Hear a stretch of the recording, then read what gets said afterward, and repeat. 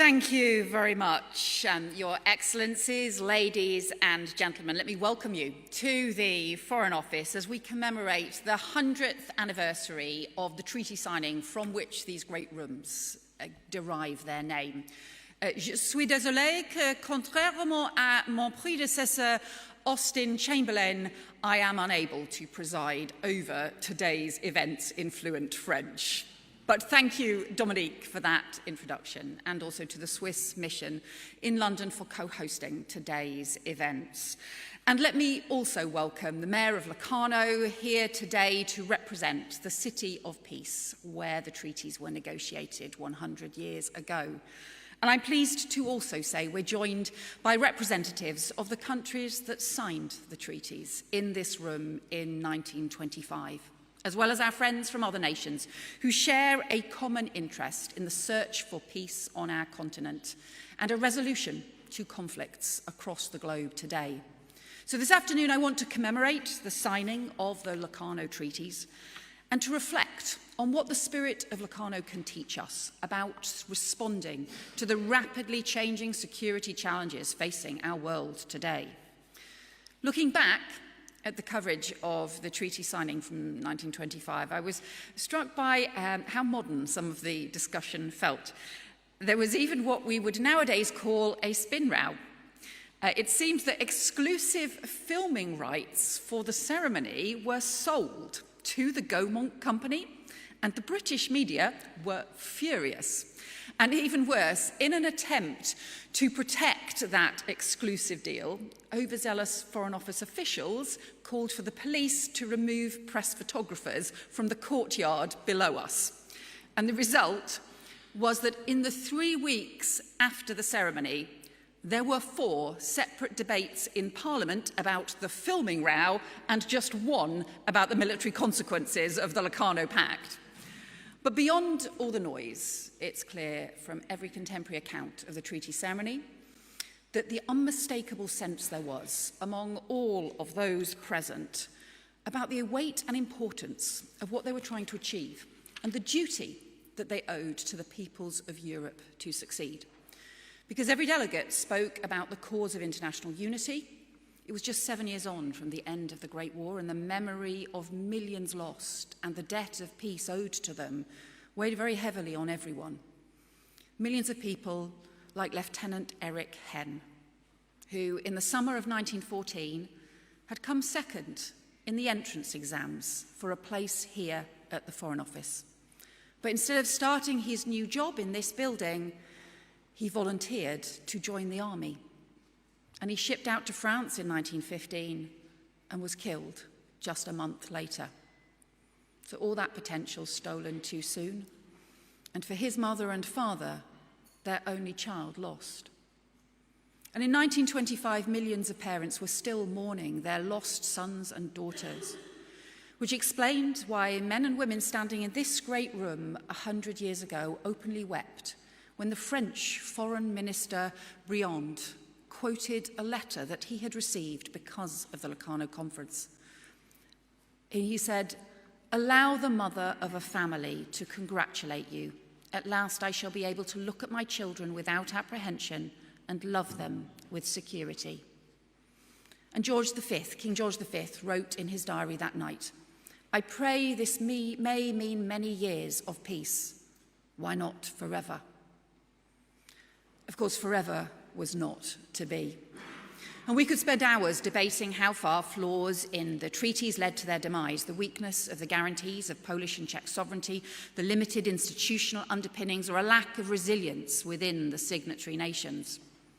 But as contested as the letter of the Locarno Treaties still is, we shouldn't forget that it was the spirit of common endeavour that in 1925 was so striking, and the spirit that matters still, because it was still seen as brave and radical at that time.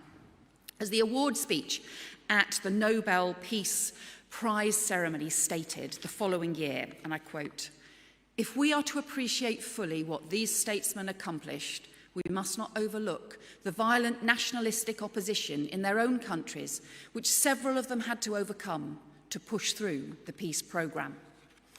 A group of political leaders choosing to pursue peace and unity and recognizing that partnerships with nations abroad made them stronger and more secure at home.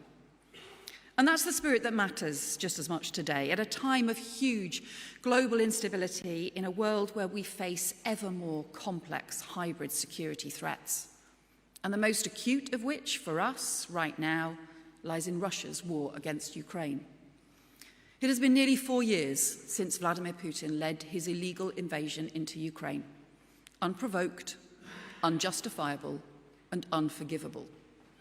And in the period since, Ukraine has been subjected to drone and missile strikes day in, day out, targeting civilians, while Russia has embarked on an appalling campaign to abduct Ukrainian children and to re-educate them, to adopt pro-Russian views.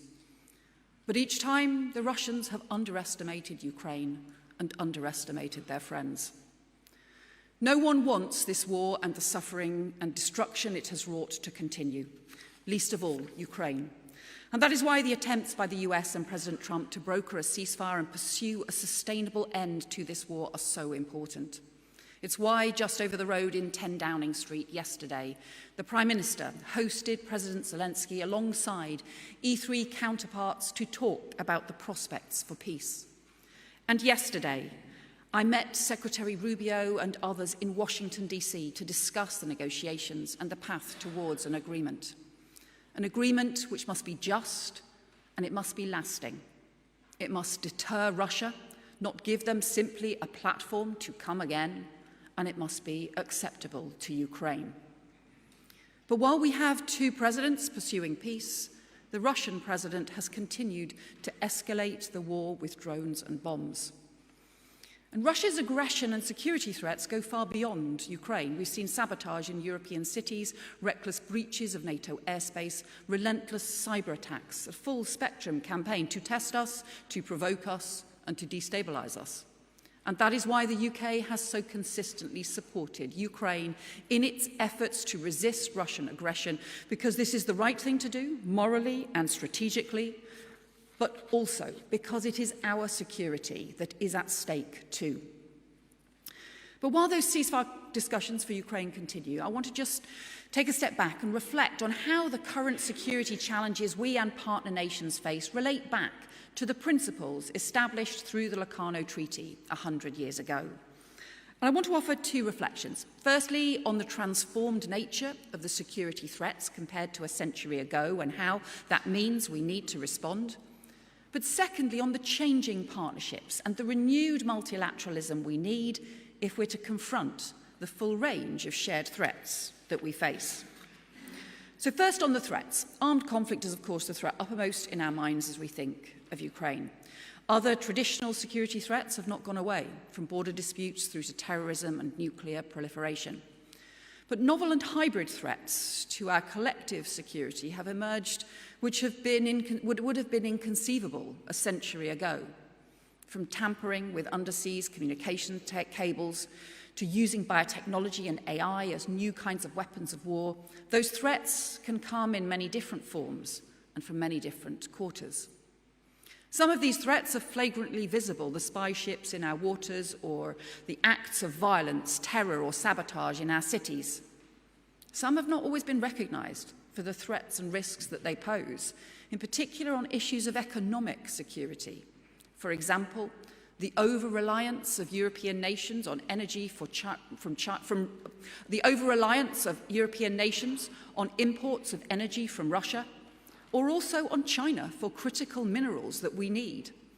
And across Europe, we are witnessing an escalation in hybrid threats, from physical through to cyber, designed to weaken our critical national infrastructure, undermine our interests, or destabilize our democracies, all for the advantage of malign foreign states.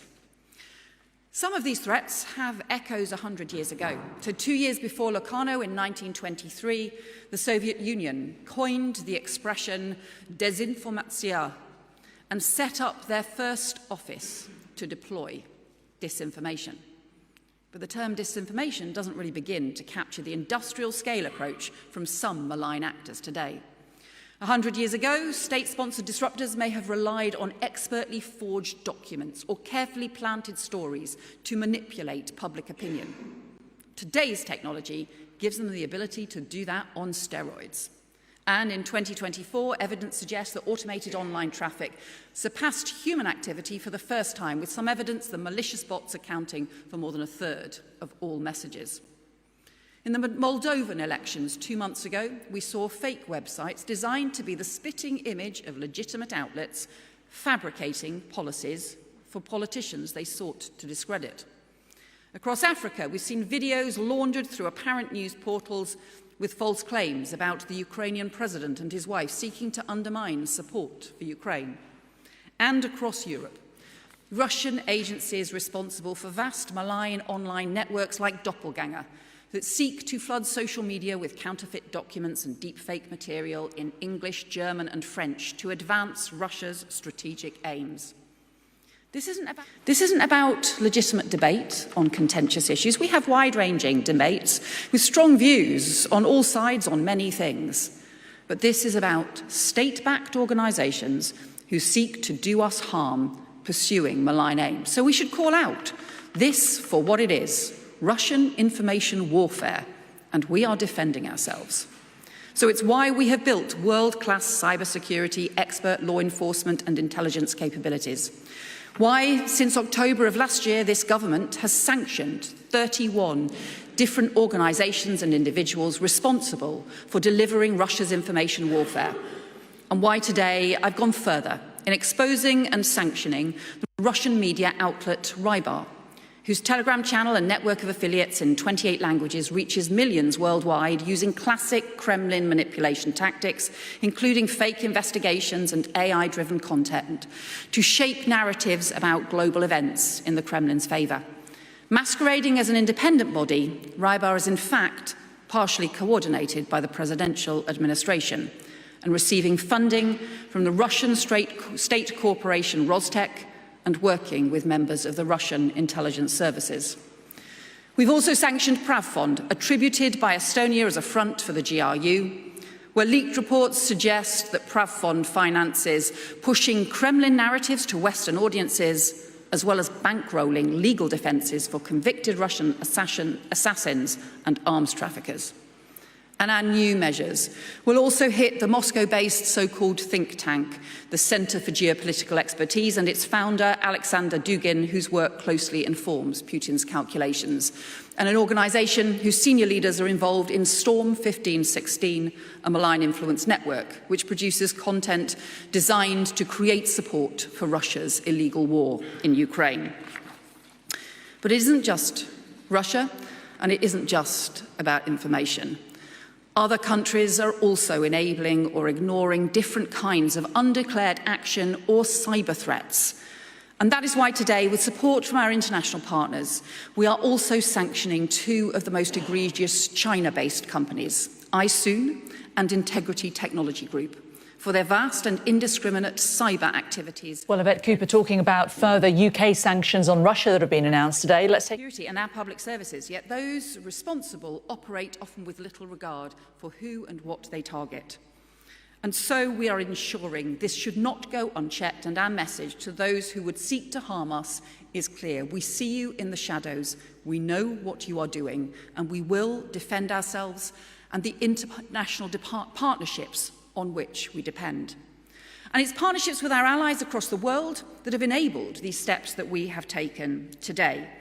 The growing cooperation between our teams in the UK, in France, Germany, Poland, Brussels and other countries that has led to these sanctions, pooling expertise, understanding and evidence. And that's what takes me to my second reflection about the collective Locarno spirit and why multilateral action matters more than ever, but why it needs to modernise and adapt. Because faced with growing global instability, there can be a tendency now to talk about two clashing perspectives. One, that the era of traditional multilateral partnerships or collective commitments is over, that as we move into the second quarter of the 21st century, only great power politics matters. Or alternatively, that at a time of global turmoil, we need to revert solely to the multilateral architecture built up since the Second World War as the only safe refuge, and we dare not risk stepping outside it or asking it to change. Neither are true as an account of the world or as an account of UK foreign policy and our national interests today. The first ignores the lessons of history, that we are stronger if we tackle shared threats together. But the second ignores today's reality, where long-standing institutions, as important as they may be, can still be too constrained or too slow to respond. So what we need instead in today's world is to approach every challenge, tackle every threat by finding the most effective means of cooperation to get each job done. Creative diplomacy, diplomatic entrepreneurialism, a new and reinvigorated and more agile form of multilateralism adapting to the demands of the task.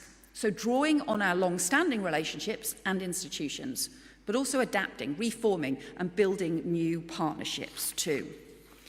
That's the approach that the UK is taking, but it also reflects what we see around us.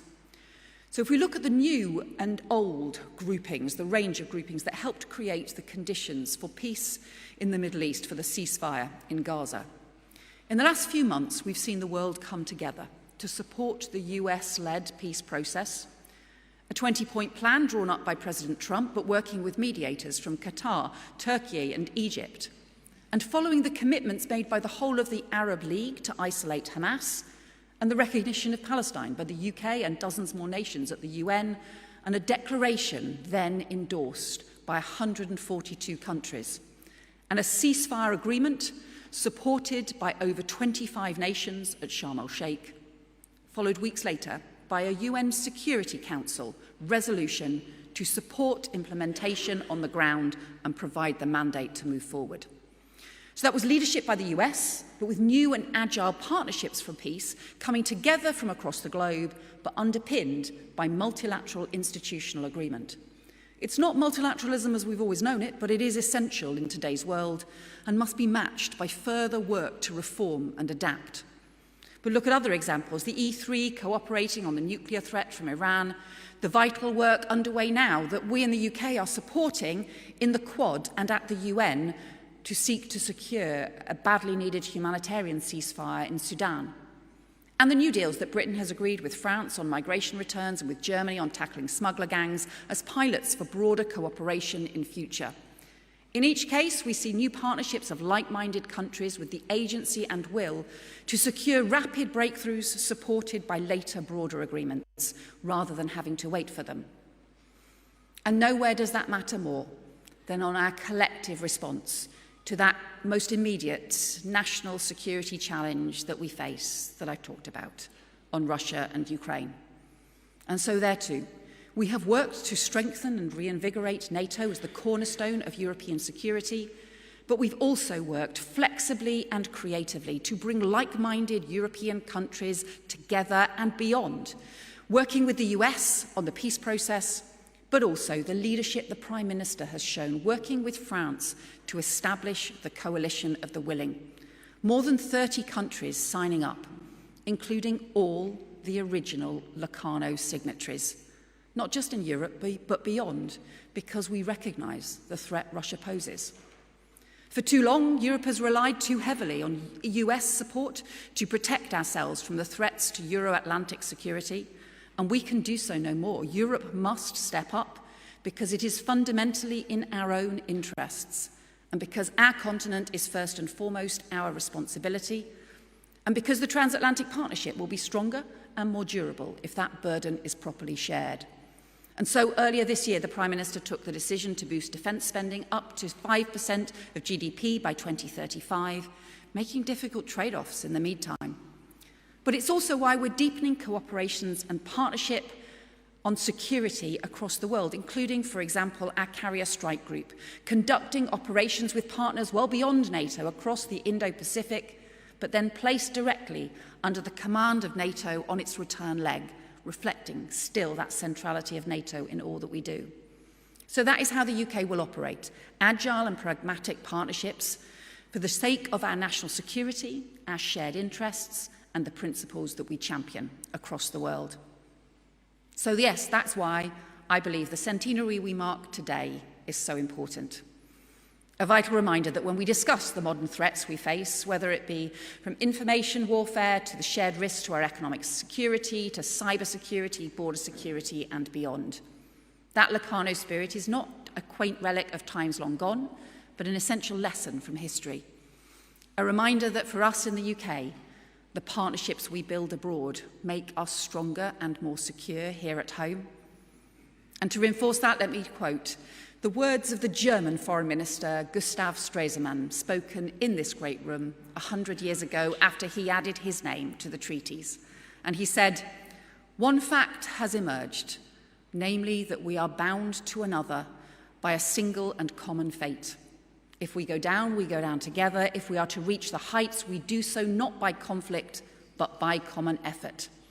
And Dr. Stresemann's words are as vital and powerful now as they were 100 years ago. He reminds us of the duty that we all have, every person, every leader, and every nation, to work together in the pursuit of peace, security, and democracy, and to stand together against anyone who threatens that goal. That is our task today, as surely as it was 100 years ago. And that is the Locarno spirit, which we must now keep alive. Thank you very much.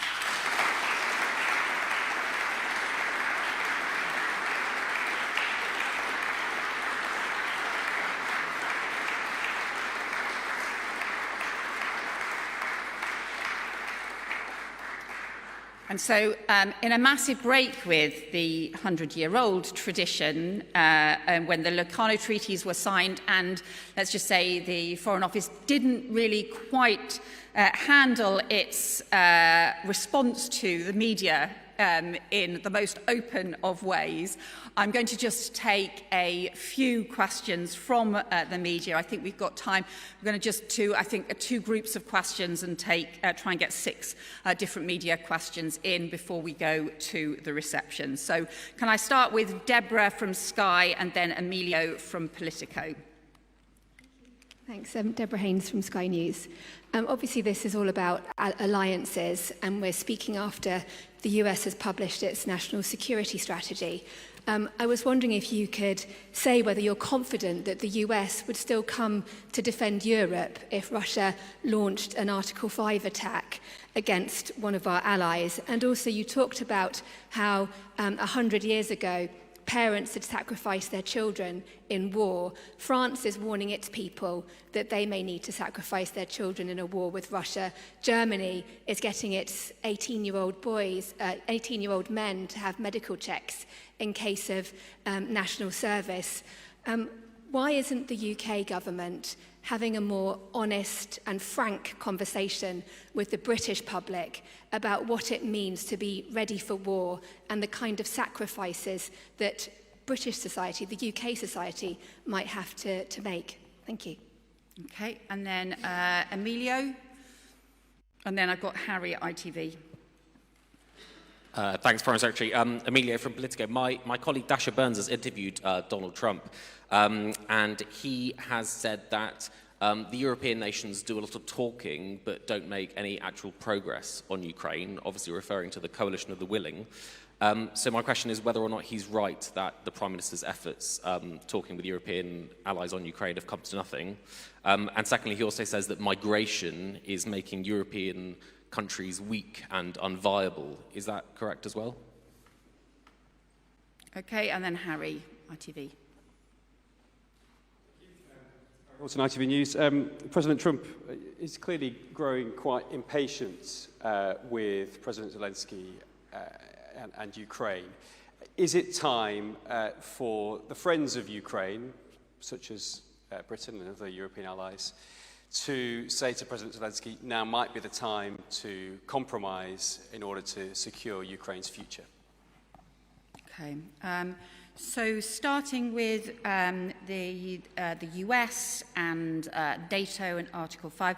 So the discussions that I had with Secretary of State Rubio yesterday were incredibly clear about the strength of the US commitment to NATO. That has always been, that is at the heart of our transatlantic partnership and continues to be the case. I think will continue to be so for the future as well. The issue about defence and about some of the approaches that other European countries are taking. Look, we've set out our plans for defence. You'll have heard that from John Healey, and the importance of the way in which we continue to expand our capabilities and our techniques, as well as strengthening the professional expertise of our armed forces, and we will continue to do so. On Emilio's questions, I think, look, what I see in Europe is Europe that is coming together to defend Ukraine, and we have seen really over the last 4 years the fact that the resilience and determination across Europe to stand in support of Ukraine. It's why I think, and I said in my speech, that I think that Russia has repeatedly underestimated Ukraine, has failed on war objectives that it thought would take just 4 months, and is yet still in the conflict 4 years on as a result of that support for Ukraine. And the commitments that we've seen from European countries stepping up on defence spending alongside the work the UK is doing and the crucial work of the coalition of the willing. That is alongside the work that has been underway with the US as part of the peace process, and also as part of some of the defence equipment support, and crucially part of the discussions that have been taking place around security guarantees that have been a long-standing issue for the coalition of the willing as well. On the wider point around migration, obviously this is an issue that I've worked on for some time since the election as Home Secretary, and it's why I've always said migration is an important part of Britain's national story, has been important to our history, and it's also why migration also needs to be controlled and managed so that the system is fair. And you'll see that obviously we have seen net migration fall very significantly since the election, and the strong work that we have done to tackle illegal migration, and the work that Shabana is doing now, taking that forward as well. And then on Harry's point as well, I think, look, ultimately, Ukraine's future has to be for Ukraine, and the things that we have discussed that Secretary Rubio has set out as well is the importance of having a just and lasting peace so that Russia is deterred and cannot simply come again, but also so we support the strength and sovereignty of Ukraine. That's why all of the discussions are taking place, but ultimately, it's again, as I said in the speech, 2 presidents are working for peace, and one president, President Putin, has so far simply sought to escalate the conflict with further drone and missile attacks. And then I've got Lizzie at the Mirror, then Aggie at LBC. Foreign Secretary, Lizzie Buchan from the Daily Mirror. Donald Trump has said that Moscow has the upper hand and Ukraine needs to play ball. Do you have a response to that assessment? And if I may, you touched on in your speech, do you believe that Russia and other hostile states are stoking debates on contentious topics in this country, like immigration? Thank you. Then Aggie, LBC. Thank you, Foreign Secretary. Aggie Chambray, LBC.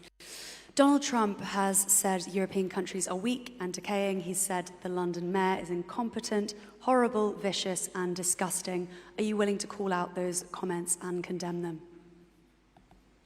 And then David, PA. Thank you very much, Foreign Secretary. David Lynch from PA. You've talked about the idea of a just and lasting peace, and we've heard that phrase used time and again over the last few days. What does that actually mean for the UK and our European partners? Where are the red lines? Are we willing to see Ukraine cede territory? Okay. So, in terms of, I think I probably sort of responded to the issue before about where we assess the conflict is that repeatedly over the last 4 years we've seen Russia fail in its war aims, and things that they had assumed and taken for granted have proved not to be the case, not least because of the bravery and determination of the Ukrainian people, but also the support that Ukraine has received from its friends as well. And then on the point about the sort of Russian information warfare and the things that it is focusing on, particularly we've seen obviously the issues around Moldova in the elections, we've seen the pursuit of issues around Ukraine as well, and also they seek to undermine critical infrastructure. But I think it's really important for us to recognise that we can have legitimate debates about all kinds of issues, many of them contentious, many of us where we all have strong and different views, and we have those debates because that is the nature of the kind of democracy we are and the kind of country we are. But that is very different from allowing a Russian-backed organisation to deliberately try and distort debates, to deliberately try and pursue false fabrications, false information, and to do so on an industrial scale as well. On the then the next the points that Aggie raised. So look, what I see in Europe is strength, and the strength and commitment to the support to Ukraine, and also strength to step up to the plate and to ensure that we are increasing our investment in defence, and also making sure that we are doing our bit through the coalition of the willing, as well as through investment in the military support and the energy infrastructure support that Ukraine needs. And then, obviously, when it comes to the Mayor of London, you would not be surprised to know I, of course, take a strongly different view, and I think the Mayor is doing an excellent job for the people of London. And then finally, the question from David about the just and lasting peace. What does this mean for the UK, and I think for more widely, is we recognise that this is the kinds of threats that we have seen from Russia to our security more widely. It's why we need to respond, whether it is on some of the cyber threats, whether it's on the different kinds of security threats that we face, but also because we know that ultimately, if Putin is undeterred, if he is simply able to pause and then regroup and come again, that is deeply damaging both to Ukraine and to the people of Ukraine who we have stood firm with, but also across Europe as well, and also ultimately to UK security as well. And so that's why we have said this is about what is just and what is lasting, what will endure to protect Europe's security, but also what is just for the people of Ukraine. And ultimately, it is the people of Ukraine who need to take those decisions, and that's why President Zelensky and his team are involved in the detailed discussions now. Thank you very much. Thank you. Please join us for the reception. Thank you.